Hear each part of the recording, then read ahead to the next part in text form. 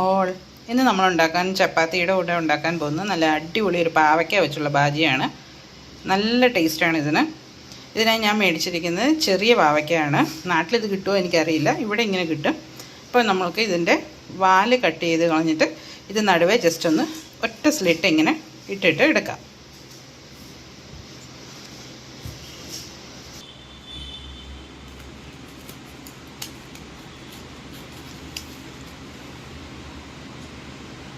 ഇതുപോലെ എല്ലാത്തിനും നമ്മൾ സ്ലിറ്റ് ഇട്ട് കൊടുക്കാം. ചെറിയൊരു കട്ട്, ഫുള്ളായിട്ട് കട്ട് ചെയ്യാൻ പാടില്ല. ഇനി നമുക്ക് ഇതിനുള്ളിൽ സ്റ്റഫ് ചെയ്യേണ്ടതുണ്ട്.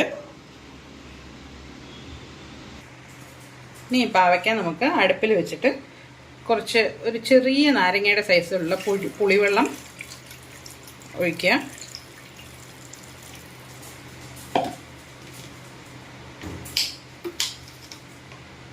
ആവശ്യത്തിനുള്ള ഉപ്പ് ചേർക്കുക. കുറച്ച് മഞ്ഞപ്പൊടിയും ചേർക്കുക.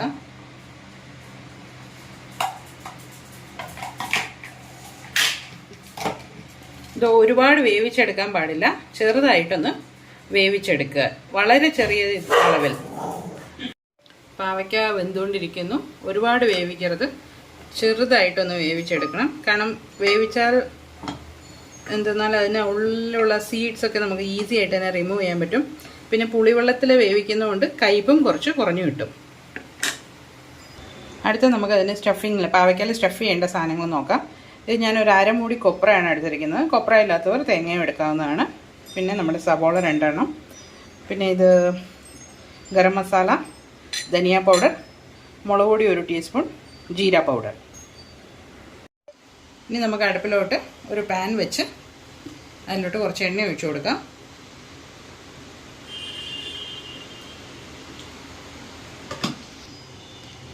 എണ്ണ ചൂടായിട്ടുണ്ട്. ഇനി അതിലോട്ട് നമുക്ക് പൊടിച്ചു വെച്ചിരിക്കുന്ന കൊപ്ര ഇട്ട് കൊടുക്കാം. അതിലോട്ട് കരിവേപ്പില,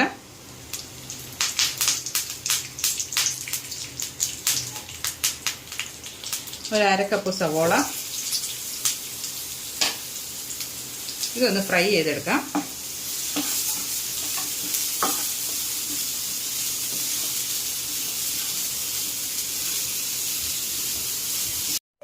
തേങ്ങ നല്ലവണ്ണം വറന്ന് കഴിഞ്ഞിട്ടുണ്ട്.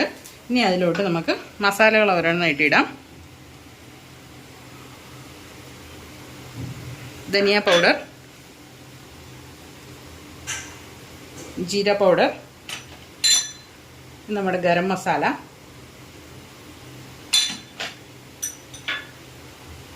മുളക് പൊടി,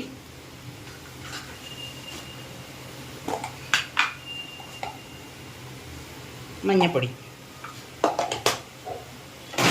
ആവശ്യത്തിനുള്ള ഉപ്പും ചേർക്കാം.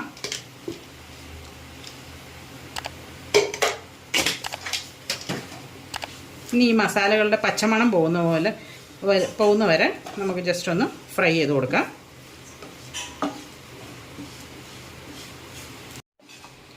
ഇതിൻ്റെ പച്ചമണം മാറി കഴിഞ്ഞിട്ടുണ്ട്. ഇനി നമുക്കൊന്ന് ഗ്യാസ് ഓഫ് ചെയ്തിട്ട് ഒരു 15-20 മിനിറ്റ് ആറാൻ വേണ്ടി വയ്ക്കാം.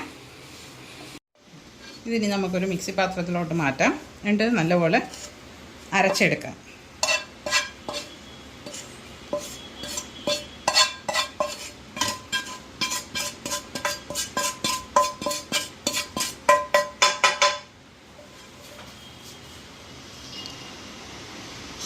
ഇത് വെള്ളം ഒട്ടും തന്നെ ഇല്ലാതെ അരച്ചെടുത്താണ്. നമ്മുടെ സവോളയുടെ വെള്ളം മതിയാവും ഇത് അരയാൻ.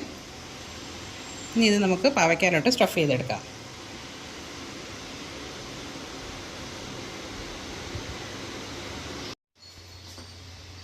അപ്പോൾ അടുത്തത് നമുക്ക് ഗ്രേവിക്ക് എന്തെല്ലാം വേണമെന്ന് നോക്കാം.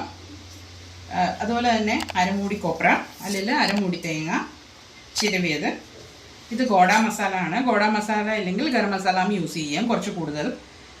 ധനിയ പൗഡർ, ഗരം മസാല, മല്ലിപ്പൊടി, കുറച്ച് മല്ലിയില, ഒരു 2 സവോള അരിഞ്ഞത്, 2 തക്കാളി അരിഞ്ഞത്, ഒരു 4-5 പീസ് വെള്ളുള്ളി, 1 ടീസ്പൂൺ മുളക് പൊടി, 1/2 ടീസ്പൂൺ മഞ്ഞൾപ്പൊടി. അടുത്തായി നമുക്ക് പാൻ അടുപ്പിലോട്ട് വെച്ച് എണ്ണ ഒഴിച്ചു കൊടുക്കാം.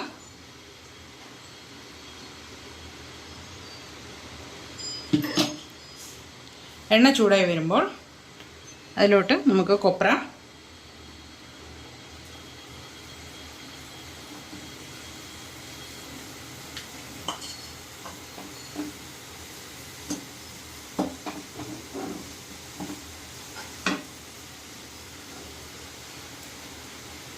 അതിലോട്ട് മുളക് പൊടി,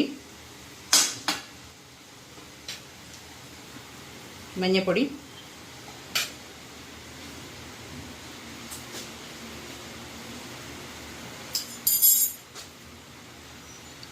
വെളുത്തുള്ളി, അരിഞ്ഞു വെച്ചിരിക്കുന്ന തക്കാളി, സവാള, മല്ലിയില,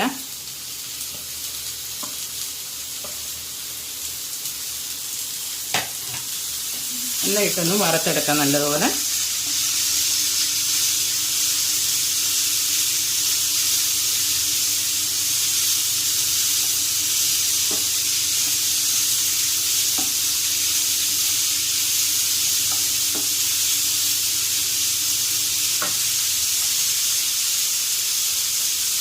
ഞാൻ മല്ലിയില അരിയാതെയാണ് ഇട്ടിരിക്കുന്നത്. ബിക്കോസ് നമുക്കിത് അരച്ചെടുക്കാനുള്ളതാണ്. അതുകൊണ്ട് അങ്ങനെ തന്നെയാണ് ഇട്ടിരിക്കുന്നത്.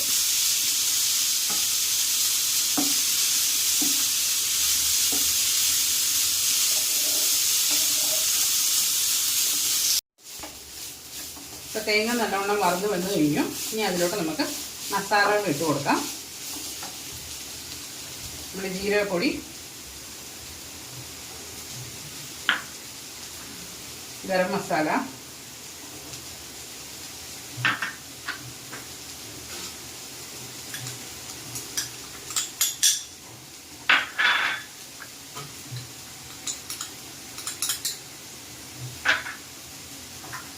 ഗോഡ മസാല,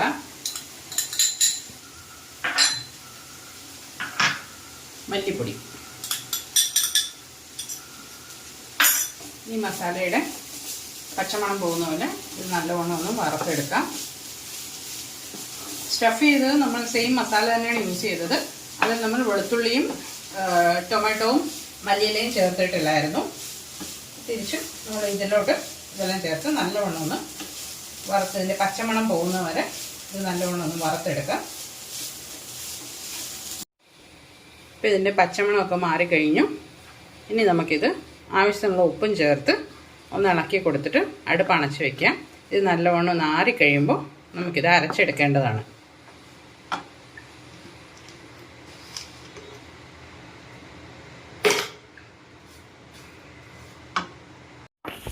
ഇത് മിക്സിയിലോട്ട് മാറ്റിയിട്ടുണ്ട്.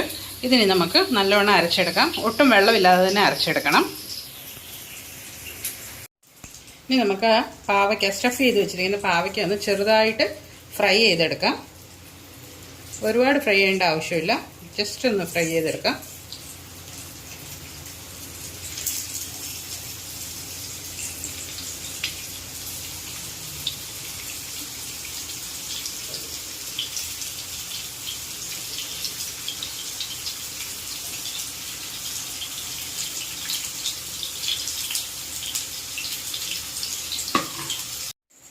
നമ്മൾ പാവയ്ക്ക വറുത്ത് ആ എണ്ണയിൽ തന്നെ ഈ അരച്ചു വെച്ചിരിക്കുന്ന അരപ്പും നല്ലപോലെ വഴറ്റിയെടുക്കേണ്ടതാണ്.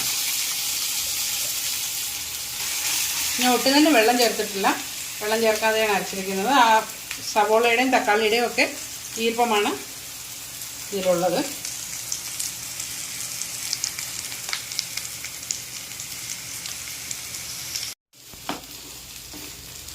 അരപ്പ് നല്ലവണ്ണം ഫ്രൈ ആയി കഴിഞ്ഞിരിക്കുന്നു. ഇനി നമുക്ക് ഇതിലോട്ട് ആവശ്യമുള്ള വെള്ളം ചേർത്ത് കൊടുക്കാം. വെള്ളം ഒഴിച്ച് അതിലോട്ട് തള വന്നു കഴിഞ്ഞു. ഇനി നമുക്ക് ഇതിൽ ഫ്രൈ ചെയ്ത് വെച്ചിരിക്കുന്ന ആ സ്റ്റഫ്ഡ് പാവയ്ക്ക എടുത്ത് ഇട്ട് കൊടുക്കാം.